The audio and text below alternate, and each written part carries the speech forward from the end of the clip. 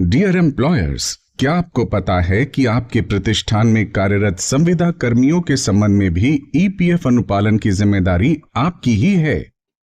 जी हाँ, EPF act की धारा 2F के अनुसार वो प्रत्येक कर्मचारी जो प्रतिष्ठान के किसी भी कार्य के लिए सीधे अथवा ठेकेदार के माध्यम से वेतन पाता हो, प्रतिष्ठान का कर्मचारी माना जाता है और उसके ईपीएफ ड्यूज जमा करने की जिम्मेदारी प्रतिष्ठान की है।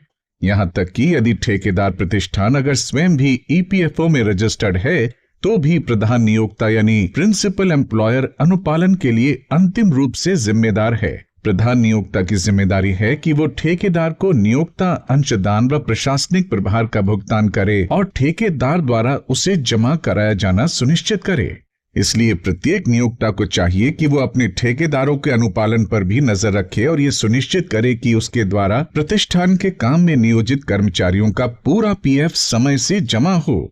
ठेकेदारों के अनुपालन को जांचने के लिए ईपीएफओ ने प्रिंसिपल एम्प्लॉयर पोर्टल बनाया है। इस पोर्टल पर लॉगिन करके प्रिंसिपल एम्प्लॉयर ठेकेदार का ईपीएफ कोड नंबर और कर्मचारियों का यूएएन नंबर डालकर उनके ईपीएफ जमा होने की जांच कर सकते हैं। ये सुविधा उन प्रिंसिपल एम्प्लॉयर्स को भी उपलब्ध है जो खुद ईपीएफ में रजिस्टर्ड नहीं है।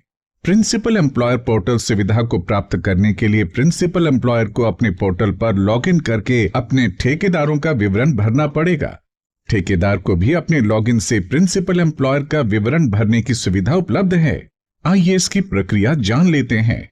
ईपीएफओ की वेबसाइट epfindia.gov.in पर जाएं। वेबसाइट के होम पेज पर बाईं ओर नीचे दिए गए प्रिंसिपल एम्प्लॉयर्स पोर्टल बटन पर क्लिक करें।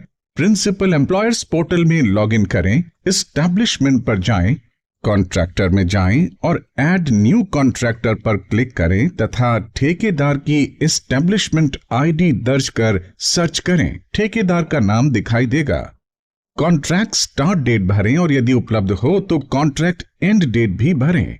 वर्क ऑर्डर की पीडीएफ फाइल अपलोड करें, सबमिट करें। वर्क ऑर्डर का प्रथम पेज जिसमें ठेकेदार का नाम और ठेके का पीरियड हो ही अपलोड करना काफी होगा। प्रिंसिपल एम्प्लॉयर अपने सभी ठेकेदारों को एक पेज पर देख सकता है और यदि कोई विवरण गलत है तो ठेकेदार को डिलीट कर दोबारा सही विवरण भर सकता है। ठेकेदार ऐड करने के बाद प्रिंसिपल एम्प्लॉयर को upload monthly details of contractor employees link से ये विवरण करने होंगे। कॉन्ट्रैक्टर लिस्ट से ठेकेदार को सिलेक्ट करें, वेज मंथ सिलेक्ट करें और फाइल जिसमें सभी संविदा कर्मियों के नाम, वेतन जिस पर ठेकेदार को ईपीएफ का भुगतान प्रिंसिपल एम्प्लॉयर द्वारा दिया गया है और काम के दिन हो अपलोड करें। इसके बाद प्रिंसिपल एम्प्लॉयर अपने ठेकेदार द्वारा जमा किए गए ड्यूज की जांच कंप्लायंस डैशबोर्ड से कर सकता है। भारतीय रेल, सीपीडब्ल्यूडी जैसे सरकारी विभाग जो स्वयं ईपीएफओ में रजिस्टर्ड नहीं हैं, वे भी इसी पोर्टल पर अपने इनकम टैक्स स्टैंड से खुद को रजिस्टर कर लॉगिन आईडी और पासवर्ड प्राप्त कर सकते हैं। इसके बाद वे अपने ठेकेदार के विवरण दर्ज कर उनके द्वारा किए गए ईपीएफ कंप्लायंस की जांच कर सकते हैं। तो ये थी प्रिंसिपल एम्प्लॉयर पोर्टल के बारे में समस्त जानकारी। हमें विश्वास है कि आप इस सुविधा का भरपूर लाभ उठाएंगे और अपने कर्मचारियों को समुचित सामाजिक सुरक्षा लाभ दिया जाना सुनिश्चित करेंगे।